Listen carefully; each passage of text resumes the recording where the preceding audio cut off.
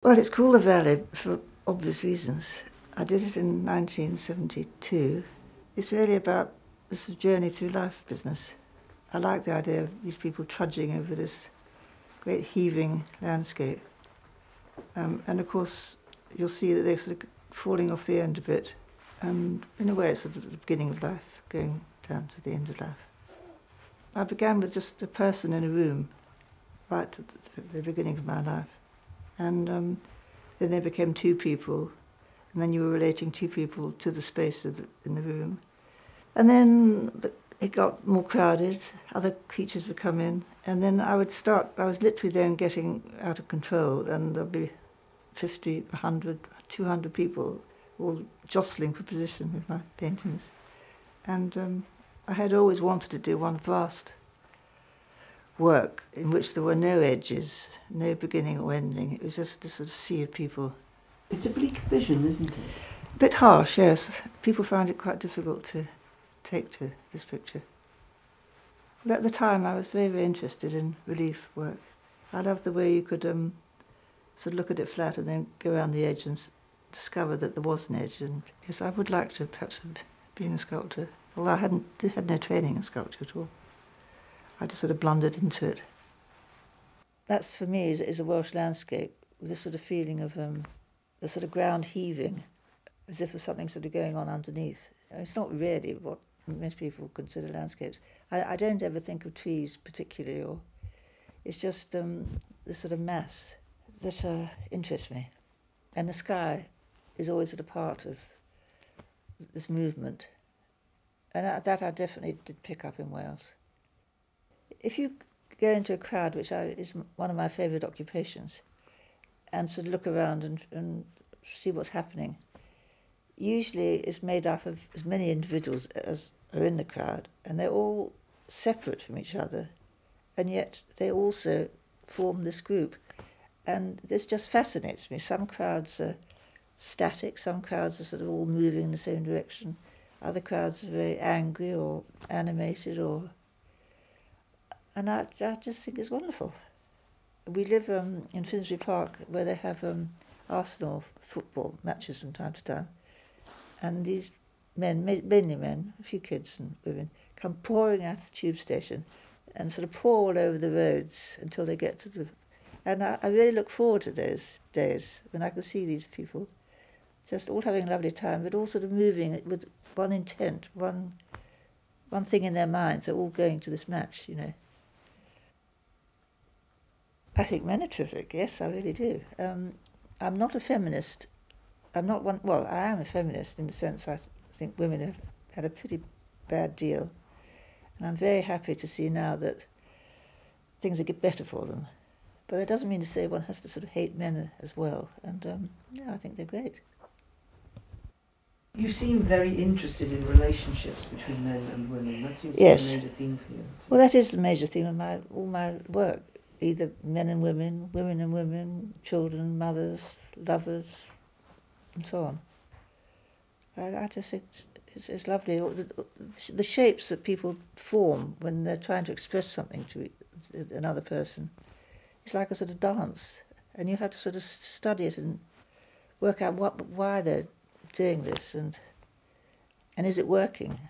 And then sometimes it doesn't work and you see the characters sort of turn away from each other. That's a bad day. I like the vulnerability of a naked person rather than a nude, which is sort of based on classical proportions and so on. I mean, I love the Greeks, but it's not life really for us. We don't live that sort of life. And I think people are very vulnerable, and when they're naked, they're the most vulnerable of all. Occasionally I have to depict somebody actually wearing clothes, but I prefer not to. It dates them, it makes them look as if they come from some particular time. I'm more interested in some sort of universal time, a timelessness. That's what I would like, yes. So I am particularly interested in grief and consolation. From my observation of life, this is what it's all about. We all have problems and we all have to try and help each other. And so, yes, I'm interested in that. Very good subject matter. I am constantly revealing my inner world. I think this is the function of an artist. I think in a way it's your responsibility. I mean, otherwise, what are you doing? What are you trying to do? A little bit about you now. You went to boarding school when you were 3. Yes. How was that? Well, I have no other experience, you see. I have no experience other than going to school so early, when I was 3 years old.